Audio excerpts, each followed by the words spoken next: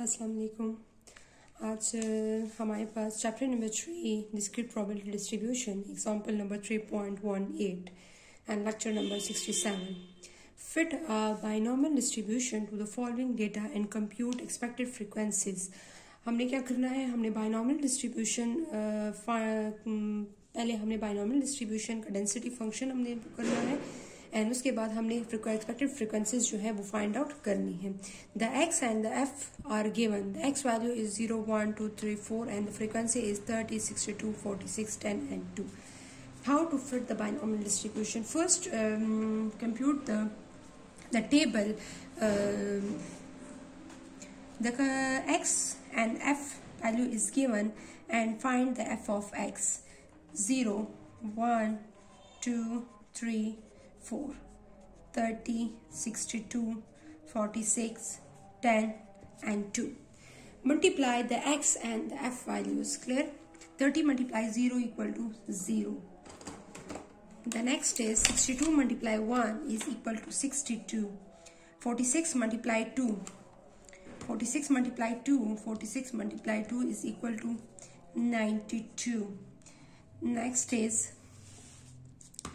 10 3s are 30, 4 2s are 8. Clear? Find the summation f and summation fx. 30 plus 62 plus 46 plus 10 plus 2. The answer is 150. And here 62 plus 92 plus 30 plus 8 is equal to 192. 192. So according हमने question में हमारे पास binomial distribution का mean and given नहीं है. तो सबसे पहले हमने क्या फाइंड करना है, डिस्ट्रीब्यूशन के लिए मीन फाइंड कर. तो मीन के लिए हमें रिक्वायर्ड था कि हम हमारे पास मीन के लिए F of x and F की वैल्यू हमें रिक्वायर्ड थी. ठीक है, तो हम क्या करेंगे, एन हमारे पास क्या था, एन इज इक्वल टू 4. हमारे पास एक्स की वैल्यू कहाँ तक जा रही है, 0, 1, 2, 3, 4. तो N is 4. What is the x? X equal to 0, 1, 2, 3 and 4. What is the capital N? Capital N is summation f. Capital N is equal to summation f. So capital N is equal to summation f and summation f is equal to 150. Clear? इसके बाद हमारे पास हमने find करना है हमारे पास binomial distribution में x बार की value. x bar is equal to summation fx divided by summation f. What is the value of summation fx? 192. 192 divided by 150. The answer is 192 divided by 150. The answer is 1.28. Clear? So the x bar value is 1.28. You know that binomial distribution the mean is equal to binomial distribution. हमें mean और चाहिए, इसलिए n और p की value हमने यहाँ पर put करी. इस बाइनॉमियल डिस्ट्रीब्यूशन इस क्वेश्चन में आपको n और p की वैल्यू गिवन है लेकिन p की वैल्यू गिवन नहीं है. ठीक है, तो आपने क्या करना है, आपने p की वैल्यू जो है वो फाइंड आउट करनी है. तो you know that the binomial distribution mean is equal to np. Clear? तो what is the mean value? The mean value यहाँ पर हमारे पास मीन की वैल्यू आई है 1.28.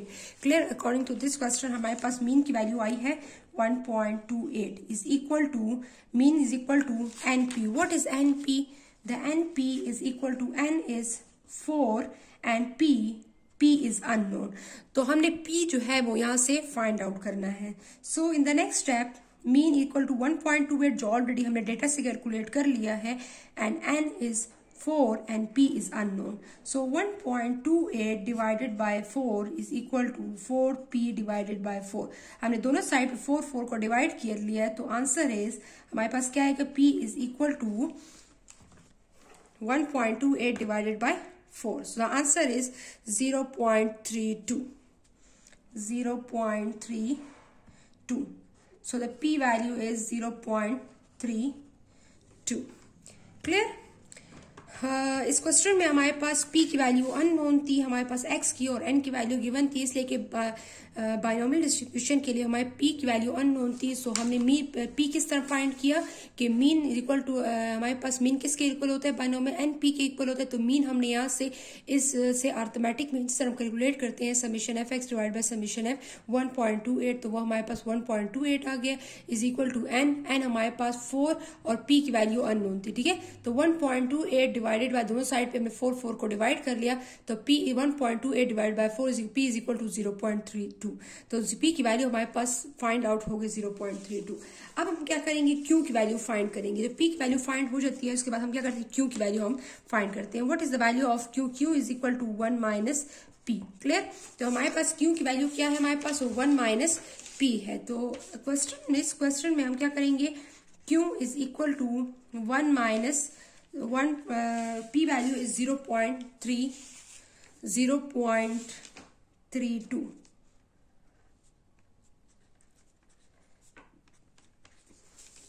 0.32, 1 minus 0.32, 1 minus 0.32, so the answer is 0.68.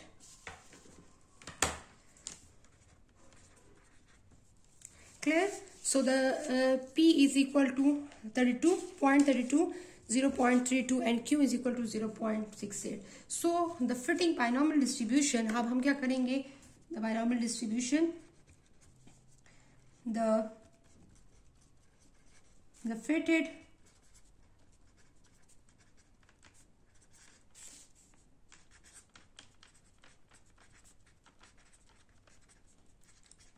binomial distribution is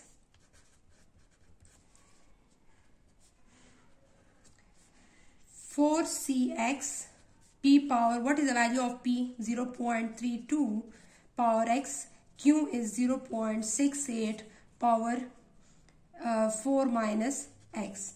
So x equal to 0, 1, 2, 3 and 4, clear, and 0 otherwise, clear. So the value of ncx p power x q power n minus x. So the n is 4cx p power x q power n minus x, ठीक है।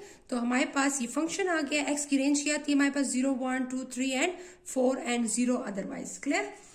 हमारे पास the expected frequencies, अब हमने क्या calculate करना है, expected frequencies हमने calculate करनी है। इस क्वेश्चन में हमसे दो चीजें मांगी हुई है, fit a binomial distribution data and compute the expected frequency. तो हमने बाइनोमियल डिस्ट्रीब्यूशन हमने फाइंड कर लिया है और अब हमने क्या कंप्यूट करना है, एक्सपेक्टेड फ्रीक्वेंसीज हमने फाइंड आउट करनी है, clear. So the expected frequencies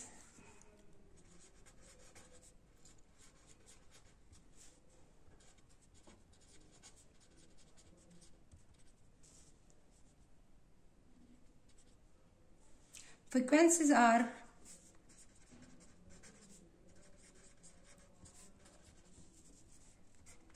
0, 1, 2, 3, 4 and the last one is total. What is p of x? P of x, this is the p of x, clear। आप यहाँ पर लिख सकती हैं 4cx 0.32 power x 0.68 power 4 minus x and expected frequency को हम E F से denote करते हैं, सबस्क्रिप्ट में हम एफ लिखते हैं एन पी पावर एक्स। हमारे पास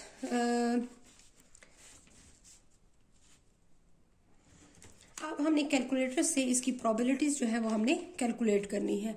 अब आप देखिए मैं कैलकुलेटर में इसकी पुटिंग कैसे करती हूँ, 4 shift NCR x is equal to 0, clear. Multiply, पहले मैंने x पुट किया यहाँ पर, मल्टीप्लाई बाय ब्रैकेट में क्या है 0.32, ब्रैकेट की पावर के लिए मैं ये बटन यूज करूँ, पावर 0, क्लियर।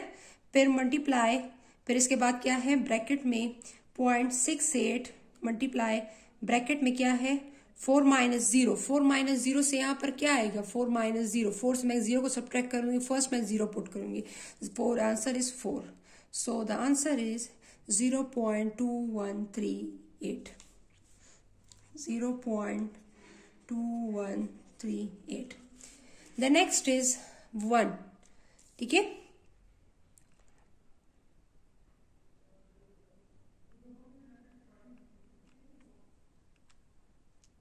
अब मैंने क्या करना है, यहाँ पर एक मरतबा आपने इस डेंसिटी फंक्शन को पुट कर लिया। अब जहां पर आपकी x की वैल्यू 0 थी, अब आप उसमें क्या पुट करेंगी, x की वैल्यू। अब मैंने यहाँ पर x की वैल्यू 1 पुट की। अब मैं आगे आऊंगी, यहाँ पर क्या होगा, 0.32 पावर 1 यहाँ पर आएगा। ठीक है, तो यहाँ पर मैं क्या पुट करूंगी, यहाँ पर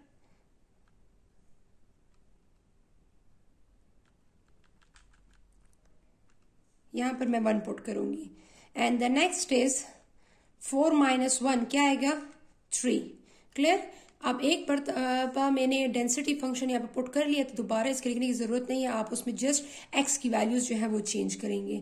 तो द आंसर इज 0.40। ठीक है, 0.4024। नेक्स्ट हमारे पास x की वैल्यू क्या है, 2। ठीक है, अब मैं ये क्या लिखूंगी, यहाँ पर x की वैल्यू क्या लिखूंगी, 2। अब इस कैलकुलेटर में अगर आप यहाँ पर देखें तो x की वैल्यू यहाँ पर क्या है, 1 की जगह क्या लिखूंगी, 1 पे आके आपने यहाँ पर प्रेस कर देना है 2, और यहाँ पर 1 की जगह क्या पुट होगा, 1 की जगह पर यहाँ पर 2। क्लियर।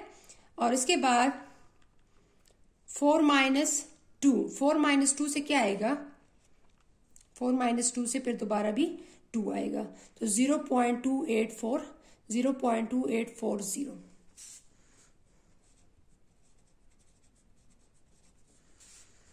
नेक्स्ट हमारे पास है x की value 3।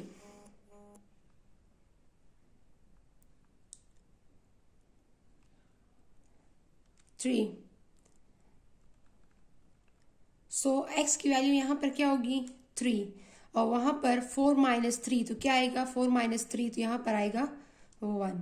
So the answer is 0.08, 0.08912। Clear. So the next is 4। अब यहां पर क्या होगा, कैलकुलेटर में 3 की जगह क्या पुट करूंगी, 4। नेक्स्ट हमारे पास यहां पर 3 की जगह क्या पुट करूंगी, 4, एंड यहां पर 4 माइनस 4, तो क्या आएगा, 4 माइनस 4 से यहाँ पे 0 हो जाएगा। So the answer is 0.01048, 0.01048। Clear. ये हमारे पास प्रोबेबिलिटीज फाइंड आउट हो गई है। अब हमने इसके साथ क्या मल्टीप्लाई करना है, इसके साथ कैपिटल एन मल्टीप्लाई करना है। What is the capital N, the capital N is 150। Clear. So N is multiply by the probabilities. इन प्रोबेबिलिटीज के साथ हमने एन की वैल्यू को मल्टीप्लाई करना है। So multiply 150 multiply bye 0.2138, 0.2138। So the answer is 32.07. 32.0 means 32. ठीक है, तो 0.0 आप हटा सकती हैं।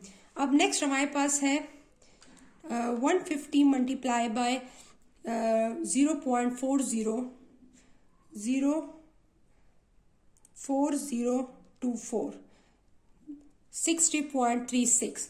सो पॉइंट के बाद अगर 5 से अबव है तो हम राउंड ऑफ करेंगे, लेकिन पॉइंट के बाद 5 से बिलो है तो हम उसको नंबर, इसी नंबर में हम उसको राउंड ऑफ नहीं करेंगे। ठीक है, हम 60 लिखेंगे, तो answer is 60। Next is 150 multiply 0.2840, so the answer is 42.6. 42.6 mean 0.5 से above heads mean round off in another second number 43, 42 के बाद 43, so round off करेंगे 43. Clear? So 150 multiply by 0.08912, ठीक है, 13.36, 13.36, 0.3 heads mean ये राउंड ऑफ नहीं होगा, the answer is 13. So 150 multiply by 0.01048, so the answer is 1.57. 0.5 है तो इसका मतलब राउंड ऑफ होगा नेक्स्ट नंबर में, so the answer is 2. Clear? अब हम क्या करेंगे, हमने यहाँ पर चेक करना है sum of all the probability is always equal to 1, sum of all the probability हमेशा हमारे पास 1 के, आप इसको प्लस भी कर, इसका आंसर 0.99 भी आता है, इट्स मीन ये राउंड ऑफ हो 0.99, ये 1 ही आएगा, इसलिए कि हमने पॉइंट के बाद हमने ऑल वैल्यूज को नहीं लिखा, पॉइंट के बाद हमने 4 वैल्यूज को लिखा है, लेकिन पॉइंट के बाद अगर आप सारी वैल्यूज लिखते हैं तो उससे सम करते हो तो इसका आंसर एग्जैक्ट आपके पास 1 आएगा। ठीक है, अब यहाँ पर क्या है, यहाँ पर इसको सम करेंगे, देखेंगे कि मेरे पास 150 आता है कि नहीं। 32 plus 60 plus 43 plus 13 plus 2, answer is 150। तो मेरे पास एग्जैक्ट क्या आंसर आ रहा है, 150। क्लियर? तो ये हमारे पास एक्सपेक्टेड फ्रीक्वेंसीज हमने फाइंड कर ली। ठीक है, यहाँ पर, और इस क्वेश्चन में यहाँ पर मैंने n मल्टीप्लाई किया प्रोबेबिलिटीज के साथ, कैपिटल N इज 150, यहाँ पर आप लिख भी सकती हैं capital N is equal to 150। Clear? तो 150 multiply by this probabilities means हमारे पास 150 में 32 टाइम्स जो है वो 0 पेयर होगा, 150 में 60 टाइम्स जो है वो 1 पेयर हुआ है, 150 में 43 टाइम्स जो है वो 2 पेयर हुआ है, 150 में 13 टाइम्स 3 पेयर हुआ है, और 150 में 2 टाइम्स जो है वो 4 जो है वो अपेयर हुआ है। ठीक है, तो हमारे पास यहाँ पर मींस कि हमारे पास x जो है वो एक्सपेक्टेड फ्रीक्वेंसीज हैं। ठीक है, 150 को मैंने इस पे डिवाइड कर दिया है यहाँ पर, तो 150 यहाँ पर मैंने इसको डिवाइड किया है, तो 32, 60, 43 एंड 2, तो इसके हमें एक्सपेक्टेड फ्रीक्वेंसीज भी फाइंड हो गई हैं। और इस क्वेश्चन में आपके पास अगर बाइनॉमियल डिस्ट्रीब्यूशन, अगर आपके पास p की वैल्यू गिवन नहीं है तो आप सबसे पहले p की वैल्यू कैलकुलेट करेंगे। इस क्वेश्चन में मैंने फर्स्ट p की वैल्यू कैलकुलेट किया है, और यहाँ पर आपके पास p और फिर आप q भी फाइंड करेंगे, उसके बाद आपने डिस्ट्रीब्यूशन फंक्शन जो है वो आपने यहाँ पर फिटिंग करनी होगी। ठीक है, तो आपने यहाँ पर इसको कर लिया, तो x की वैल्यूज क्या है, 0, 1, 2 एंड 3 एंड 4। क्लियर? तो x the n value is 4, the last value of x is n। तो हमारे पास इस क्वेश्चन को मैंने सॉल्व कर लिया है। Thank you, Allah Hafiz.